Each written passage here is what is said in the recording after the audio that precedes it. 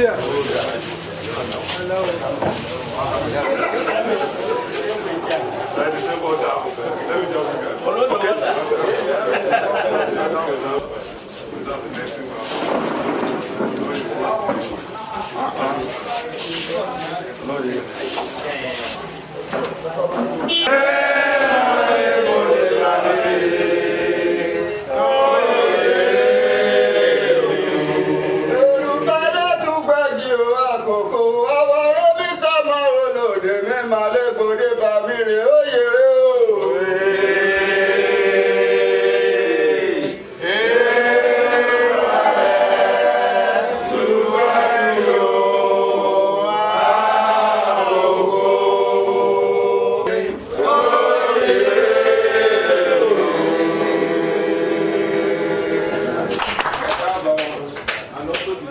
Also the Coven of Odolaki.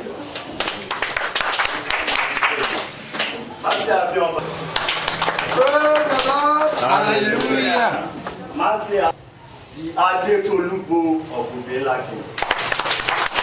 Of Ubela Kingdom. Imperial passion. Thank you very much.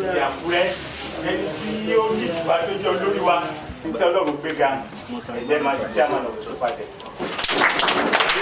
Board members of Sopadec. Orúkọ ẹ̀ ní Prophetess Atinuke Witherspoon. Commissioner àti tó jẹ́ ọmọ yín náà alága APC ní gbogbo Ìlàjẹ àwọn ní Honourable Olumide. Representative of the on the board is Honourable Agabra Ikoto Atili. Kábíyèsí mojúbà Nàìjíríà tẹ̀wá ni pé àtìgbà yìí àti yàn bọ́ọ̀dù yìí ní April 2017 láti ní àǹfààní gẹ́gẹ́ bí bọ́ọ̀dù àti wá bá ìlú sọ̀rọ̀. A lè rí pé bí a bá sọ pé ajó náà Àkúrẹ́ pé a fẹ́ ṣerun Ìlàjẹ àtẹsẹ̀ odò esi ja joko ní Àkúrẹ́ jákàdù kàkà they need water, they need fire. Torí pé ọ̀nà bàtà mẹ́ta yẹn hẹ̀wé ń bo bàtà tí mẹ́ta yẹn hẹ̀ jù. Lóòótọ́ alẹ́sẹ̀ ọmọ Ìlàjẹ yà rò pé àmùrún tọ́ sí Ìlàjẹ torí pé ajẹ́ ọmọ. Ṣùgbọ́n gbàmúrẹ́ ya èyí ṣe balẹ̀ gbàmúrẹ́ wa fẹ́ fún ọmọ rẹ̀ yìí jẹ. Wọ́n lè sọ pé ráìsì wọ èèyàn àfọ̀gẹ̀ jẹ ráìsì pé púpọ̀ òun fẹ́ jẹ kàbí náà. So ìdí àtẹ̀rọ pé ẹ̀ àlè jókòó ní Àkúrẹ́ yá máa lẹ́yìn fokòlùkù pẹ̀lú ìlú àti pé jẹ́ àtẹ̀mọ̀rún ya bá nílẹ̀ àti ìrùn ya rò yí pé ìlú fúnra ẹ̀ fẹ́ torí láìpẹ́ láì jìnnà ara bẹ̀rẹ̀ sí ní ṣe bọ́jẹ̀tì 2018 bàbá dẹ̀fẹ́ ṣe bọ́jẹ̀tì kẹ̀rẹ́ lóòótọ́ ó ti náà ìrùn yí àti jogún gẹ́gẹ́ bí àwọn ètò ìdàgbàsókè àti jogún àwọn àkànyìn ìjọba dẹ̀ sọ pé dídí ra jogún pé kí n fẹ́ abandon project torí pé ìjọba fẹ́ abandon project àbí gbìyànjú ní 2017 project ẹ̀yà àjogúnlẹ̀ ìgbéjà lè sùn sẹ́nu wòrán yẹn àti ìyá bá lè parí but wàdà 2018 ara ní àǹfààní àti sẹ́ new set of projects bàbá dẹ̀ fẹ́ ṣe new projects bí àwọn bá tẹ̀ náà kàn áfi náà rò ó yẹ jẹ́ àtẹ̀lé èrò pé nínú ọdún méjì mẹ́ta èyí àtẹ̀rù pé ìlú fẹ́ kí ìlú tẹ̀ fẹ́ jù nínú owó kékeré yà ń lẹ̀ yìí èyí lè ṣe àǹfààní ìlú jù kí àfẹ́ga torí Ìlàjẹ sọ pé èyí bí ojú àlejò ṣe lálá tó jí lè ríran tó ojú ọmọlẹ̀ iwájú bí òun bàbá dáríjì wa ìdí àtẹ̀wá rẹ̀ yẹn ni ṣùgbọ́n jáyé sọ lọ àti ní àwọn mandate gómìnà wa láti sọ àwọn ọ̀rọ̀ kan torí pé ẹni mo sọ ẹgbẹ́ àjogún àwọn project kan èyí gómìnà sọ pé dandan di ma a gbọ́dọ̀ parí ẹ̀ iná owó kékeré ga nílẹ̀ yìí èkìtì nínú rẹ̀ òun ẹ̀ ṣe phase 3 Ìgbọ́kọ̀dá Ayétò road ni from Ugbola to Ẹranna náwó báyìí. Very soon Centraco will be asked to come back and complete that road. Èkejì èyí tó fẹ́ fara jọ òun ṣe omi ààbò torí a rí pé gómìnà yìí àti bẹ̀tẹ̀ ó ti commission omi yẹn ṣùgbọ́n àti commission páìpù yìí gbé omi lọ torí pé omi ti bẹ̀rẹ̀ sí yọ ní tap gómìnà dẹ̀ ti tún direct contractor àti Sopadec pé jí ọdún ẹ̀ parí ní agbára Ọlọ́run pé omi gbọ́dọ̀ ká yọ ní tap títí tó Gbólá àti Ìgbọ́kọ̀dá ó tún ní àwọn ẹsẹ̀ gbọ́ngbọ̀ngbọ̀n múnà yìí mo tún sọ pé ìyá tún fi jábọ̀ yìí sọ pé a gbọ́dọ̀ parí mo dẹ̀ ní ìgbàgbọ́ pé pẹ̀lú àtìlẹ́yìn yín pé a máa parí yìí. International market or Umuru market in Odeugbo is also a project that he said we must complete. They has also asked us to make sure that we complete that skill acquisition center in Ubola. Baba sọ pé yá ká lọ sà ilé Asun. So kókó tí ìpàdé tí ní sà kí n má bàa gbà yín ní àkókò ni pé àwa lè rò pé ó yẹ kí ìlú ní input ní irun yìí àfẹsẹ̀hún yẹn torí dé dandan àfẹsẹ̀hún àbá àṣẹ dọ̀ndí àṣẹ dùndún àṣẹ tàlítà ó yẹ jẹ́ alẹ́ lè rò pé ní agbègbè tèmílẹ̀ o ní 2018 budget yìí o àwọn kan báyìí ló jẹ wá lógún àwọn ilé ayúbọ̀ bàbá sọ pé ẹrun báyìí afẹ́ jẹ́ bá sọ pé ànágbára rẹ̀ àtúntò pé kẹ́kẹ́ àtúnfẹ́ next. Our coordinate the response káti fẹ́ ṣe pé. ọ̀nà rẹ̀ yìí ó tẹ́ mọ̀rọ̀ púpọ̀ èyí tẹ́ mọ̀rọ̀ jù náà ni wípé àwọn àbádọ́n project náà yẹn ìyá ń gbàrí tẹ́lẹ̀ yóò ń bàjẹ́ yóò lọ bẹ́ẹ̀ pé gọ́ọ̀nà sọ pé yẹn àparí ẹ̀ ó tẹ́ mọ̀rọ̀ púpọ̀. èmi mà wípé this year is almost gone pé a fẹ́ complete our project yìí lẹ̀ bẹ́ẹ̀ tí ní ọdún mi wá 2018 àwa ní crane kan obìnrin la bóyá chairman tó obìnrin la rí is a very long term that's why it's called obe ńlá bridge yẹn is almost 1.5 kilometer gbogbo àti ṣe bridge yẹn dédé yẹn àti gbàgbọ́ kọ̀ àti gbàgbọ́ everything náà bridge yẹn wá gbó igi ẹ̀dẹ̀dẹ̀ sẹ́tàn àti gbénu léyìí dáhùn léyìí ó di ṣòro àti gbé ní ya àdúgbò kejì wá àdúgbò ti ya yìí ó di ṣòro so àwọn ẹ̀ ń try àti lè dùn yàn ṣe òun rẹ̀ á gbé ẹ̀pà kọ́gi àtọ́gbé hospital òun rẹ̀ gbé ẹ̀hẹ̀ kọ́gi àgbé hospital jọ mo fẹ́ bẹ̀rẹ̀ 2018 budget má sábà yé mu náà torí bó bá bá yé mu náà iná wa ti dùn ìlú alẹ́ ká lọ ìlú alẹ́ ká gbòòrò ká lọ ká bọ̀ báyìí ìwúbo rẹ̀ alẹ́ rẹ̀ jẹ́ wọ́n lè jáde nílé ẹ̀ tó lè kejì so it's a big problem on us and two mẹ́ẹ̀mà bóyá wúlé àti mi kọjọ́ rẹ̀ bóyá mi kọ́ wúlé àwọn sọ́bàtẹ̀ mi kọjọ́ rẹ̀ housing unit bóyá àti mi kọ́ bá a bá kọ́ èrò ti pọ̀ nùlú owó èdè ra àti kọ́lé gbé náà bá lè ṣe yí wọ̀nyí yàn ìhà èrò lé gbé yàn àti ọ̀fọ̀gbọ́n mánéjì yàn yàn lè èrò lé gbé mo ṣe dúró nìyẹn. kékeré tọkàn ti gbogbo yín ọmọ ọba àgbàbẹ̀fọ̀ ẹ̀ wò kù gbèsè tí o gbèsè kékeré wọn fẹ́ fi kàn ni pé inú òbí là yìí gbà kan náà níbi tó fẹ́ fọ̀ ẹ́ àtọ́sùsẹ́wà kan kù níbẹ̀ nàtijọ́ yìí usẹ́ omi mo dẹ̀ máa pẹ́ ọ̀dọ̀ sọ́pádẹ́kì ó bẹ́ jáde wá sọ́pádẹ́kì ṣe ìyàyé mi jẹ́ ayé títí ayé ti tòde ìyẹn tẹ̀ fẹ́ dùn mí ju okun dédé fẹ́nẹ́fẹ́nẹ́ ó dùn dédé òbí la pátá síbẹ̀síbẹ̀ yìí àtọ́ bẹ̀rẹ̀ sí àmà gbàwó ti sọ pé usẹ́ yìí òun yẹn ajogún báyìí á fẹ́ tọ̀wọ́ náà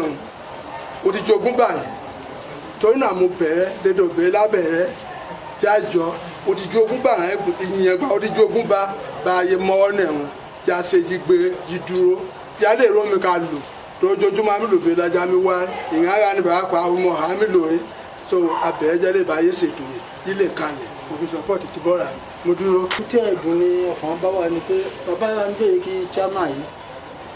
tètè gbé mi òrìlà tó ìròyìn ìlàjẹ́ tọ̀gbọ́n èèbó ètò ní wọ́n fún wọn màá dán ẹni sẹ́fọ́ ní ilẹ̀ làjẹ́ yìí ó jẹ́ ọ̀nà ojú ẹ̀ ńlá ní ilẹ̀ làjẹ́ dáadáa lóòótọ́ kọ̀wé ẹ̀yìn pé gbogbo àlejò ta ríran tó ilé ìdàbí tọmọ nílẹ̀ ṣùgbọ́n ó ti ríran dáadáa tó gbàyé ohun tó àkókò yìí jọ tó bẹ̀rẹ̀ gbogbo oríran tó tẹ́lẹ̀ ni omi ṣe tẹ́lẹ̀ tó bá wa kọ̀ntínú lẹ́lẹ̀ ká tẹ̀síwájú yálẹ̀ fi parẹ́ mo kéde tẹ́lẹ̀ ayé hàn náà yìí máa gbà pé o ti rí òkè báyìí yìí máa pọ̀ ti rí ọ̀nà abáṣòwò nára ṣùgbọ́n ìwọ ṣe tẹ́lẹ̀ tó bá wa pùtù díẹ̀ náà yálẹ̀ tó tó ká pa ẹ̀ sí dórúkọ lè ká nǹkan gbà sí ọlọ́run ká fún ẹ̀ sí.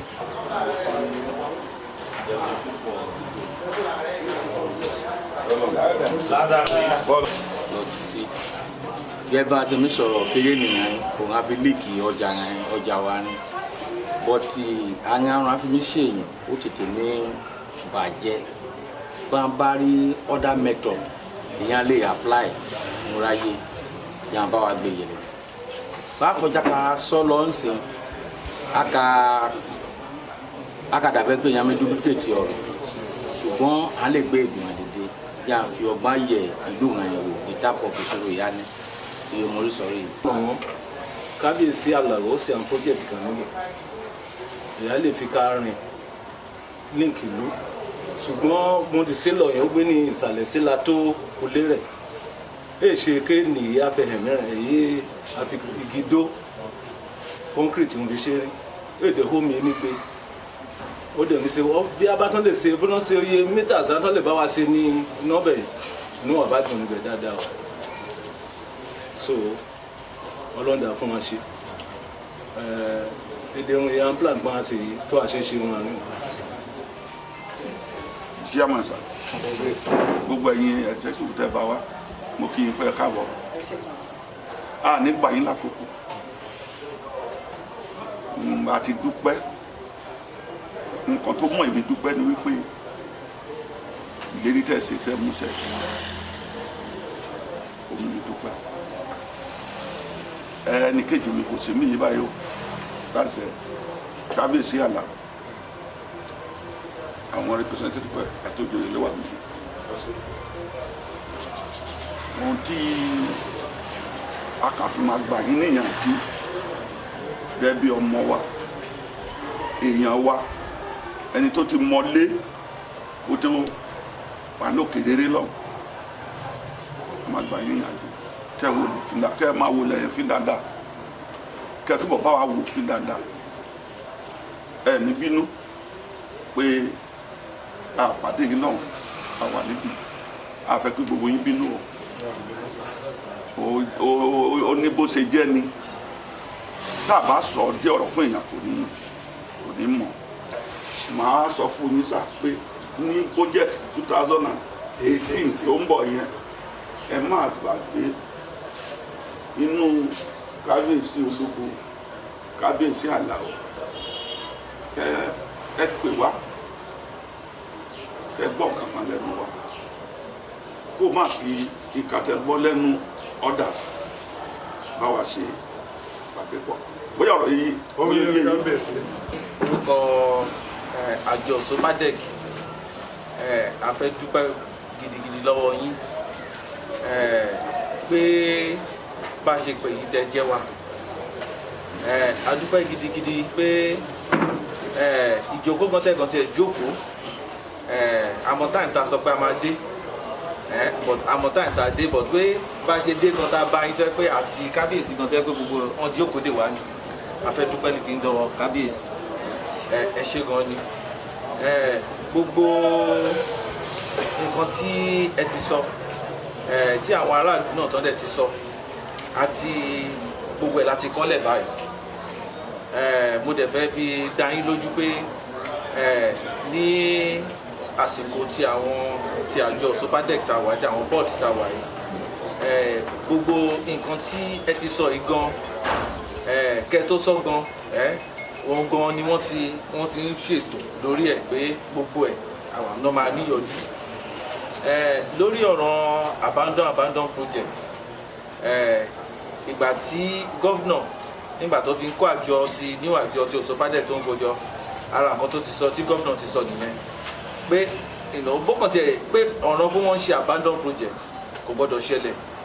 ní tẹ́ni ọ̀wọ́n and then project náà tó dẹ́ pé wọ́n ti ṣe sílẹ̀ tẹ́lẹ̀ náà tó dẹ́ pé wọ́n ti abandon pé gbogbo ẹ̀ náà máa parí pẹ̀lú agbára Ọlọ́run a mọ̀ pé ìgbà tí àsìkò ti àjọ yìí tó wà ní lọ́wọ́lọ́wọ́ yìí tó ń ṣe lọ́wọ́ ìgbà tí àsìkò bá ti máa tó àdúrà wa àti ìrètí wa tá a dẹ̀ mọ̀ pé ó máa ṣe é ṣe lágbára Ọlọ́run pé gbogbo ilẹ̀ làjẹ yìí ó máa dà sí àti ẹsẹ̀ odò gbogbo ẹ̀ ló máa dà sí lẹ́ẹ̀kan sí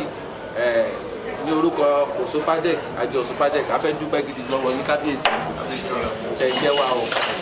a máa pa àlọ́ àti àbọ̀ wa mọ́ ṣe. Thank you, sir. Closing prayers.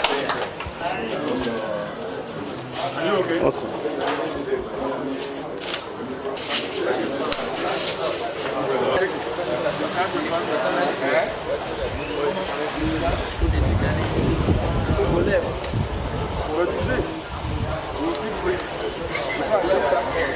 No problem. Then go and take the floor to Ambaghian. Take it. Okay. All these blessings are good to them. Wow. Okay. Are you present me to come and evaluation? So look at it. You people are having next week. I would like to know when you are coming. Okay. Oh, record to me. Oh.